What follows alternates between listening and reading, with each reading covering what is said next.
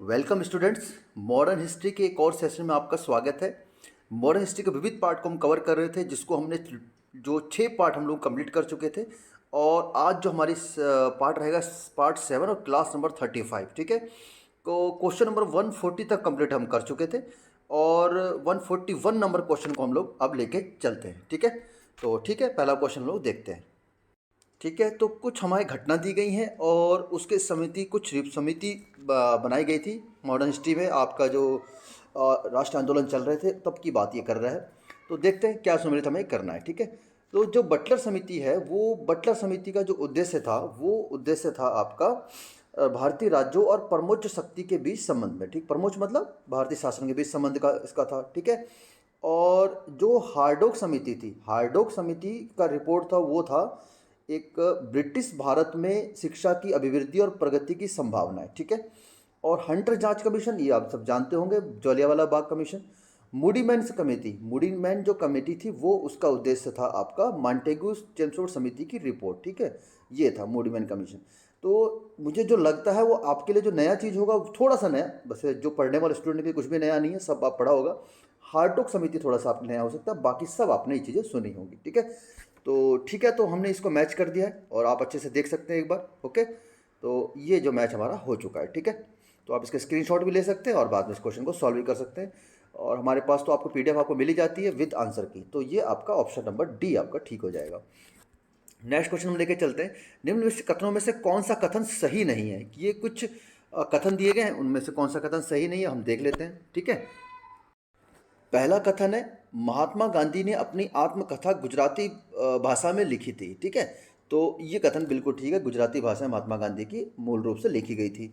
Sadler आयोग शिक्षा से जुड़ा, ये भी बिल्कुल सही है। ठीक है, भारत में अंग्रेजी शिक्षा के प्रसार में सहायता के लिए हिंदू कॉलेज कलकत्ता प्रथम संस्था थी, ये भी सही है। ठीक है, और एक लास्ट ऑप्शन है, लाला लाजपत राय भारतीय राष्ट्रीय कांग्रेस के अध्यक्ष कभी भी नहीं चुने गए। ठीक है, ये कथन गलत हो जाएगा, क्योंकि वैसे तो आप जो मेन बॉडी थी उसके उसके कभी अध्यक्ष नहीं चुने गए, परंतु एक विशेष अधिवेशन हुआ था, कलकत्ता अधिवेशन, उसमें ये अध्यक्ष चुने गए थे। तो इस प्रकार जो ऑप्शन डी जो है सही नहीं है। ठीक है, तो हमारा जो आंसर हो जाएगा ऑप्शन डी। ठीक है, आगे देखते हैं। क्वेश्चन नंबर नेक्स्ट है 143। कुछ घटनाएं दी गई हैं और हमें उनको सुमेलित करना है। ठीक है, सूरत का विभाजन बड़े अच्छे से आप जानते होंगे, कांग्रेस का विभाजन हुआ, सूरत विभाजन, ये 1907 की घटना है। ठीक है, सांप्रदायिक अधिनिर्णय, ठीक है, जो सांप्रदायिक अधिनिर्णय या सांप्रदायिक पंचायत की घोषणा की गई थी, वो की गई थी वर्ष 1932 में रैमजे मैकडोनल्ड के द्वारा। ठीक हो गया, यहाँ तक तो आप ठीक है। पूर्ण स्वराज का संकल्प, मैं सर्वदलीय सम्मेलन छोड़ रहा हूँ, पूर्ण स्वराज का संकल्प, ये 1929 की घटना है। ठीक है, और एक हुआ था आपका सर्वदलीय सम्मेलन, ये हुआ था वर्ष 1928 में। ठीक है, तो ये आपका उत्तर सही हो जाएगा इस प्रकार से। ठीक, तो हमने ये मैच कर दिया है और मैच करने के बाद जो हमारा आंसर निकल के आ रहा है, इसमें जो आंसर निकल के आ रहा है ये ऑप्शन बी। ठीक है, आगे देखते हैं हम लोग। निम्नलिखित घटनाओं का सही अनुक्रम क्या है? ठीक है, तो अनुक्रम देख लेते हैं। तिलक का होम रूल आंदोलन, ये जो था 1916 की घटना है। ठीक है, ओके। कामागाटागारू प्रकरण, ये जापानी जहाज को गुरदत्त सिंह लेके गए थे। ठीक है, तो ये 1914 की घटना है। और महात्मा गांधी का आगमन, ये 1915 का घटना है, 9 जनवरी 1915, जब प्रवासी भारतीय दिवस मनाया जाता है। ठीक है, तो सही अलग कालक्रम क्या होगा? 2 3 1। ठीक है, तो कहाँ, ये ऑप्शन डी हमारा ठीक हो जाएगा। ओके, चलिए आगे बढ़ते हैं। निम्नलिखित घटनाओं का सही अनुक्रम क्या है, फिर से मैच करते हैं। ठीक है, तो इनमें जो था अगस्त प्रस्ताव, ये 1940 की घटना है। ठीक है, और आईएनए मुकदमा, ये 1945 की घटना है। भारत छोड़ो आंदोलन 1942, और रॉयल इंडियन नेवल रेटिंग्स का विद्रोह, ये हुआ था 1946। ठीक है, तो इसके अकॉर्डिंग हमारी सारी घटनाएं आपस में मैच कर जाती हैं। तो इसका जो ऑप्शन ठीक हो जाएगा, ये हो जाएगा ऑप्शन ए ठीक हो जाएगा। ठीक है, इसके अकॉर्डिंग हमारा ऑप्शन ए ठीक हो जाएगा। नेक्स्ट देखते हैं, निम्नलिखित युग्मों में से कौन सही सुमेलित है? ठीक है, सही सुमेलित है ये हमें देखना है, और इन कूटों का इस्तेमाल भी करना है। तो कूट तो मिस हो गए, लेकिन चलिए हम सुमेलित देख लेते हैं, कौन सुमेलित है और नहीं है, ये भी हम देख के चलते हैं। ठीक है, तो थियोडर बैंक जो था, Theodore Beck Mohammed Anglo Oriental College के प्रथम प्राचार्य थे। ठीक है, बैंक नहीं, थियोडर बेक जो थे, ये मोहम्मद एंग्लो ओरिएंटल कॉलेज के प्रथम प्राचार्य थे, ये बिल्कुल सही है। ठीक है, ओके। ओके, इल्बर्ट विल विवाद लॉर्ड रिपन के समय 1833 में पारित हुआ था, ठीक है। इसके अंदर क्या था कि जो भारतीय न्यायाधीश थे वो जो गैर भारतीय थे या यूरोपीय थे उनको भी, उन अपराधी को भी सजा दे सकते थे, ठीक हो गया। ये दोनों मैच कर गए। उसके बाद जो आपका है, फिरोज शाह मेहता राष्ट्रीय कांग्रेस से संबंधित थे, ठीक है।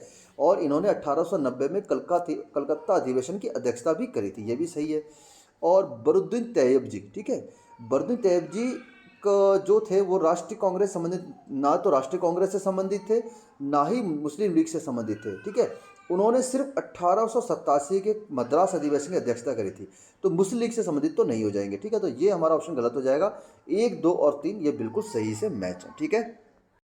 अगले क्वेश्चन में हमें कुछ संगठन दिए गए हैं, तो इन संगठनों को हम देखते हैं और उनके जो प्रमुख नेता थे वो किस तरह से जुड़े हुए थे इनसे, ठीक है। तो होम रूल लीग जो आंदोलन था ये तो आप सब जानते हैं, बाल गंगाधर तिलक इसके प्रमुख नायक थे और एनी बेसेंट था, एनी बेसेंट जी थी। और नेशनलिस्ट पार्टी जो थी, नेशनल पार्टी का जो संबंध था, मदन मोहन मालवीय जी नेशनल पार्टी के संस्थापक थे, ठीक है। और नेशनल लिबरेशन पार्टी थी, तेज बहादुर सप्रू जी ने इसकी स्थापना करी थी। तो इसका जो उत्तर हो जाएगा तेज बहादुर सप्रू जी। और देशबंधु चित्तरंजन दास ये संस्थापक हो जाएंगे आपके स्वराज पार्टी के, ठीक है। तो इस तरीके से हमारे ये क्वेश्चन ऑप्शन मैच करके हम निकाल दिए हम लोगों ने। तो फिर आगे आंसर देखते हैं ना, आंसर क्या है इसका, जो सही उत्तर हो जाएगा वो हो जाएगा आपका ऑप्शन ए, ठीक है। आगे बढ़ते हैं हम लोग। निम्नलिखित को कालाक्रम में व्यवस्थित कीजिए और नीचे दिए कुटों का सही उत्तर से चयन करिए, ठीक है। मैच कर लेते हैं। अगस्त प्रस्ताव 1940, ठीक है। क्रिप्स मिशन योजना 1942, ओके। मंत्रिमंडल मिशन योजना, ठीक है।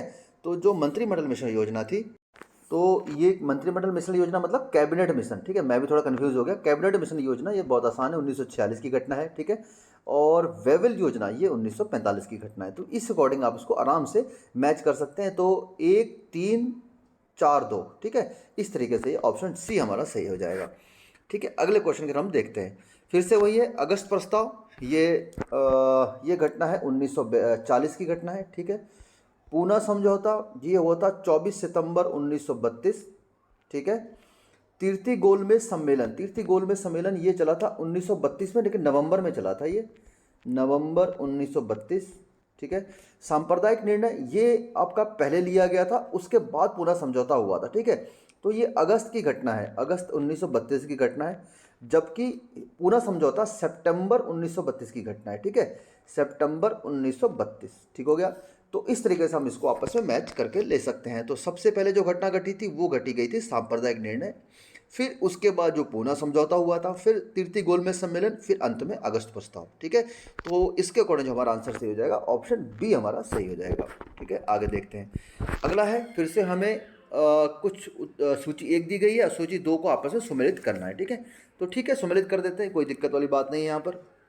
तो सबसे पहले एनी बेसेंट जी का नाम आता है। तो एनी बेसेंट जी गृह शासन आंदोलन या होम रूल आंदोलन से जुड़ी हुई थी, ठीक है। तो इसका जो ये मैच हो जाएगा, ये यहाँ पे ठीक हो जाएगा। उसके बाद डॉक्टर राजेंद्र प्रसाद किसी ना किसी रूप से चंपारण में आपके जुड़े हुए थे, ठीक है। तो डॉक्टर राजेंद्र प्रसाद का ऑप्शन हो जाएगा, ये चंपारण सत्याग्रह से जुड़े हुए थे। जवाहरलाल नेहरू, जवाहरलाल नेहरू जो भारतीय राष्ट्रीय कांग्रेस का लखनऊ अधिवेशन, ठीक है, ये इसका जो अध्यक्षता करी थी, ये करी थी आपका अंबिका चंद मजूमदार ने। ये ऑप्शन ये डी का 3 हो जाएगा, ठीक है। और अंतिम जो है जवाहरलाल नेहरू, ये ऑप्शन 4 होगा, जो 1929 का जब पूर्ण स्वराज की मांग की गई थी, तो उसमें जवाहरलाल नेहरू जी ने इसकी अध्यक्षता करी थी, ओके। तो इसके अकॉर्डिंग जो हमारा ऑप्शन ठीक हो जाएगा वो हो जाएगा ऑप्शन ए, ठीक है। तो ऑप्शन तो दिए नहीं है, लेकिन आपको सुमेलित कर दिया गया है। एक बार फिर से मैं सुमेलित कर देता हूँ, अगर किसी प्रकार का किसी भी छात्र में कोई कन्फ्यूजन होगा, ठीक है। एनी बेसेंट गृह शासन आंदोलन, ठीक है। और राजेंद्र प्रसाद चंपारण सत्याग्रह, जवाहरलाल नेहरू भारतीय राष्ट्रीय कांग्रेस का लाहौर अधिवेशन, अंबिका चंद मजूमदार भारतीय राष्ट्रीय कांग्रेस का लखनऊ अधिवेशन, ठीक हो गया। ओके, आगे देखते हैं। सूची 1 तथा सूची 2 को सुमेलित कीजिए तथा सूचियों के नीचे दिए कोटों का प्रयोग करके सही उत्तर का चयन करिए, ठीक है। तो फिर से देख लेते हैं हम लोग। माननीय मदन मोहन मालवीय, ये हो जाएगा आपका हिंदू विश्वविद्यालय के संस्थापक हो जाएंगे, ठीक है। मोतीलाल नेहरू स्वराज पार्टी का गठन हो जाएगा। Shrimati Annie Besant home rule के संस्थापक में से एक हो जाएगा।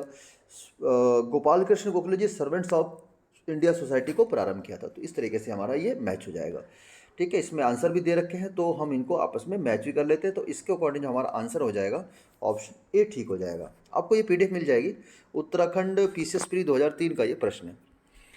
1929 का व्यापार विवाद अधिनियम ट्रेड डिस्प्यूट एक्ट निम्नलिखित में किसका उपबंध करता है? ठीक है, एक अधिनियम लाया गया था व्यापार से संबंधित 1929 का, तो ये किस प्रकार का उपबंध करता है? तो देखिए, बहुत ये है यूपीएससी 2017 का प्रश्न है ये वाला। ठीक है, देखिए, उद्योगों में प्रबंधों के कामगारों की भागीरथी कह रहा हूँ, भागीदारी, ये गलत है। औद्योगिक झगड़ों के दमन के लिए प्रबंधन के पास मनमानी करने की शक्ति, ये भी गलत है। व्यापार विवाद की स्थिति में ब्रिटिश न्यायालय द्वारा हस्तक्षेप, ये भी गलत है। ये सही हो जाएगा, अधिकरणों की प्रणाली तथा हड़तालों पर रोक। ठीक है, इस चीज का ये उपबंध करता था। ठीक हो गया, ओके। अगला देखते हैं हम लोग क्वेश्चन, ये है, फिर से हमें मैच करना है तो ठीक है, देख लेते हैं। तो चंपारण सत्याग्रह से तो संबंधित है, बेसिकल तो गांधी जी का संबंध था, पर इससे भी ये राजेंद्र प्रसाद जी संबंधित हो जाएंगे। ठीक है, अहमदाबाद मिल श्रमिक जो आपका आंदोलन था, और मोरारजी देसाई तो फिर ये कभी हो ही नहीं सकते। अहमदाबाद मिल मजदूरी, ये तो बहुत पुरानी घटना है, 1918 की घटना है। ठीक है, और खेड़ा सत्याग्रह ये जो था, ये वल्लभ भाई, बेसिकल तो गांधी जी ने किया था, इसमें सहयोगी के रूप में वल्लभ भाई पटेल आदि जी थे, इसे इसमें हो जाएगा। तो ये आपका, इसमें एक और नेता का नाम याद रख सकते हैं खेड़ा सत्याग्रह में, वल्लभ भाई पटेल तो साथ में थे, इंदुलाल याग्निक। ठीक है, इंदुलाल याग्निक जी का नाम भी याद रख सकते हैं आप खेड़ा सत्याग्रह के उस दौरान। ठीक है, तो इसमें जो ऑप्शन हमारे 1 और 3 ही मैच सही सुमेलित हैं। सही सुमेलित हमें छांटना था। ठीक है, तो सही सुमेलित है। ठीक है, आगे हम लोग देखते हैं क्वेश्चन नंबर 190, 190 नंबर क्वेश्चन है। नीचे दिए घटनाओं को उनकी तिथि अनुसार क्रमबद्ध कीजिए तथा दिए गए कूट का प्रयोग करते हुए सही उत्तर का चयन कीजिए। ठीक है, तो ठीक है, चयन कर लेते हैं। बंग भंग का निर्णय, ठीक है, जो बंग भंग का निर्णय किया गया था, ये जो किया गया था 20 जुलाई 1905 की ये घटना हो जाएगी। ठीक हो जाएगा। अगला है कांग्रेस के उद्देश्य के रूप में स्वराज को आपका स्वीकार करना। ठीक है, और जो स्वराज को स्वीकार किया था 1906 में, ये कलकत्ता अधिवेशन स्वीकार किया गया था। स्वदेशी आंदोलन का औपचारिक घोषणा, ये जो घटना है बंग भंग निर्णय के बाद की घटना है। ठीक है, और सूरत फाड़ मतलब सूरत का विभाजन 1907 की घटना है। ठीक है, तो सबसे पहले जो घटना हो जाएगी बंग भंग का निर्णय हो जाएगा, फिर स्वदेशी आंदोलन की औपचारिक घोषणा, फिर कांग्रेस के उद्देश्य के रूप में स्वराज को स्वीकार करना, फिर सूरत का विभाजन। तो इसके अकॉर्डिंग हमारा ऑप्शन हो जाएगा ऑप्शन बी हमारा ठीक हो जाएगा। ठीक है, आगे देखते हैं। 191 नंबर क्वेश्चन है, कुछ हमें इसमें रीजनिंग वाला क्वेश्चन है। इसमें कथन कहता है कि उपनिषदों के प्रति नेहरू जी की श्रद्धा नहीं थी। ठीक है, ऐसा नहीं है, उपनिषदों में वैदिक साहित्यों का दार्शनिक और वैज्ञानिक विवेचन है, यह हम सब जानते हैं। ठीक है, नेहरू जी उपनिषदों को प्रामाणिक ग्रंथ मानते थे तथा इनमें श्रद्धा भी थी, लेकिन नेहरू जी को भारत में विज्ञान का प्रणेता माना जाता है। ठीक है, तो उनकी जो दृष्टि थी वैज्ञानिक थी, ये बिल्कुल सही है, लेकिन उपनिषदों में नेहरू जी की श्रद्धा नहीं थी, ये कथन गलत हो जाएगा। ठीक है, तो ना कथन ए गलत है, कारण सही है, तो हमारा ऑप्शन डी ठीक हो जाएगा। ओके, आगे देखते हैं। 192 नंबर प्रश्न हमारे सामने, किसने कहा था कि डोडो की भांति साम्राज्यवाद दिवंगत हो चुका है? ठीक है, डोडो की भांति, डोडो एक पक्षी है। ठीक है, विलुप्त पक्षी है। तो इन्होंने द्वितीय विश्व युद्ध के पश्चात जो ब्रिटिश प्रधानमंत्री बने क्लेमेंट एटली, उन्होंने कहा था कि डोडो की भांति साम्राज्यवाद एक पूरी तरह दिवंगत हो चुका है। ठीक है, तो ये क्लेमेंट एटली जी का कथन है। ओके, अगला देखते हैं। यहाँ भारत में एक क्रांति होने जा रही है और हमें जल्दी से जल्दी चले जाना, ये किसका कथन था? ये कथन था 1942 में, जब क्रिप्स मिशन को अस्वीकार कर दिया था और गांधी जी ने भारत छोड़ो आंदोलन प्रारंभ कर दिया था। तब स्टोफर्ड क्रिप्स ने कहा था कि अब यहाँ पे बहुत भयानक क्रांति होने वाली है और हमें जल्दी से जल्दी वापस स्वदेश लौट जाना चाहिए। नेक्स्ट क्वेश्चन, अतः सदैव सहमति के साथ और अक्सर वाणिज्य मंडल के निर्देशों पर भारत सरकार चलती है और इसे व्हाइट मैन्स बर्डन कहा जाता है, यह कथन किसके द्वारा कहा गया है? ठीक है, तो उपरोक्त कथन का संबंध सच्चिदानंद सिन्हा जी से हो जाएगा। ठीक है, ये सच्चिदानंद सिन्हा जी ने यह कथन कहा था। ओके, अगला क्वेश्चन देखते हैं। निम्नलिखित घटना को कालाक्रम में व्यवस्थित कीजिए और नीचे दिए गए कूटों का प्रयोग करते हुए सही उत्तर का चयन करिए। ठीक है, तो हम लोग देखते हैं। अमृतसर की घटना, ये जो घटना की बात कर रहा है जलियांवाला बाग की घटना की बात कर रहा है। चंपारण सत्याग्रह 1917 में घटना घटी थी। चौरी चौरा 1922 की घटना है। और केरल में जो मोपला विद्रोह हुआ था, ये हुआ था 1921 में। ठीक है, तो इसके अकॉर्डिंग आप मैच कर लेते हैं। पहला चंपारण सत्याग्रह हो जाएगा, दूसरा अमृतसर की घटना हो जाएगी, तीसरा मोपला विद्रोह, चौथा चौरी चौरा कांड हो जाएगा। तो इसके अकॉर्डिंग जो हमारा ऑप्शन सही हो जाएगा CADB। CADB किसमें? सी में है, ठीक है। ओके, अगला देखते हैं। कथनों पर हमें विचार करना है और सही उत्तर का हमें चयन करना है, ठीक है। जवाहरलाल नेहरू मृत्यु के समय भारत की चौथी पदावधि में थे, ठीक है। तो देख लेते हैं। जवाहरलाल नेहरू जी की मृत्यु जो 1966 में 64 में हुई थी, ठीक है। तो पहले 1947 से 52 तक वो प्रधानमंत्री रहे, ठीक है। देख लेते हैं चौथी पदावधि है कि नहीं। 47 से 52 तक रहे, फिर 52 से 57 तक रहे, ठीक है। फिर 57 से 62 तक रहे, ठीक है। और उसके बाद 62 से 64 तक, 64 में उसकी मृत्यु हो गई। तो ये 4 पदावधि में थे, बिल्कुल सही बात है ये वाला, ठीक है। ओके, तो ये तो ऑप्शन हमारा ठीक हो जाएगा। अगला देखते हैं। जवाहरलाल नेहरू जी संसद सदस्य के रूप में रायबरेली का प्रतिनिधित्व किया था, ठीक है। रायबरेली का प्रतिनिधित्व नहीं किया था जवाहरलाल नेहरू जी ने। संसद सदस्य के रूप में आपका इलाहाबाद के फूलपुर संसदीय क्षेत्र था, ठीक है। फूलपुर संसदीय क्षेत्र था, ठीक है।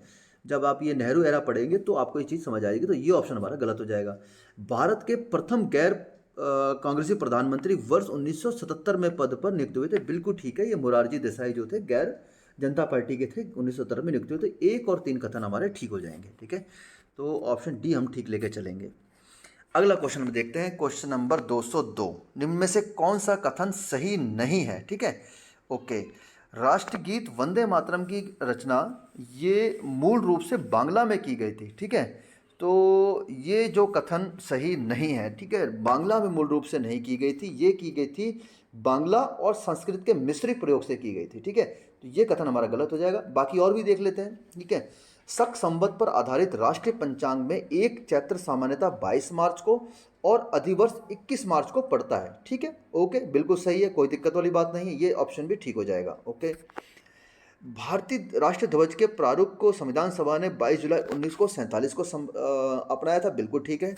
और रविंद्रनाथ ठाकुर द्वारा मूल बंगला में रचित जन गण मन के हिंदी संस्करण को संविधान सभा ने भारत के राष्ट्रगान के रूप में 24 जनवरी 1950 को अपनाया था, ये भी कथन ठीक है। यूपीएससी 2003 का प्रश्न है, तो ये जो हमारा ऑप्शन ए ठीक नहीं है, ठीक है। बहुत डीपली स्टडी के आपसे ये डीप स्टडी का क्वेश्चन मांगता है आपको, और इसमें इसी प्रकार से यूपीएससी प्रश्न पूछता है, ठीक है। तो ऐसा नहीं खाली यूपीएससी के इस प्रकार का प्रश्न है, ये आजकल के प्रश्न कई तरह से पूछे जाते हैं, ठीक है। अच्छा, अब स्वतंत्रता काल में घटित निम्नलिखित घटनाओं को कालक्रम में व्यवस्थित करिए। स्वतंत्रता के बाद की ये घटना है, तो इनको हम देखते हैं। तो गोवा की मुक्ति, ठीक है। अमेरिका ने वर्ष 1955 में पुर्तगाल के दावे का समर्थन किया था कि गोवा पुर्तगाल का ही प्रदेश है, ठीक है। लेकिन भारत ने आलोचना करी और 14 वर्ष तक इसका धैर्य रखा था, ठीक है। तो 1961 में भारत ने गोवा को मुक्त करा लिया था, ठीक है। दलाई लामा का भागकर भारत आए थे, जो नेहरू जी एक बहुत महत्वपूर्ण यात्रा सोवियत संघ गए थे। उसके बाद तिब्बत में बहुत बड़ा विद्रोह हुआ था, तो ये 1959 में मतलब ये आए थे वापस, ठीक है। ओके, चाउ एन लाई का भारत आगमन। तो जब दलाई लामा भारत में भरकर आए थे, तो फिर तिब्बतियों के लिए चीन से बातचीत करने के लिए चाउ एन लाई भारत आए थे 1960 में, ठीक है। तो लेकिन इस बातचीत का कोई नतीजा नहीं लिखा था। खुश्चेव एवं बुलगानिन की भारत यात्रा, ठीक है। तो 1955 में नेहरू ने एक बड़ी महत्वपूर्ण यात्रा सोवियत संघ गए थे। उसी वर्ष के बाद खुश्चेव और बुलागिन भारत आए थे, ठीक है। ये सोवियत संघ से संबंधित हो जाएंगे, तो ये 1955 की घटना है, ठीक है। तो इस प्रकार से थोड़ा सा ये डीपली पूछा गया है क्वेश्चन। तो हमारे हिसाब से जो ऑप्शन ठीक हो जाएगा वो हो जाएगा पहले 4 नंबर घटना हो जाएगी, फिर दलाई लामा जी आए थे, उसके बाद चाउ एन लाई का भारत आगमन और गोवा मुक्ति, ठीक है। तो इस तरीके से हमारा जो ऑप्शन ठीक हो जाएगा, ऑप्शन डी ठीक हो जाएगा, ठीक है।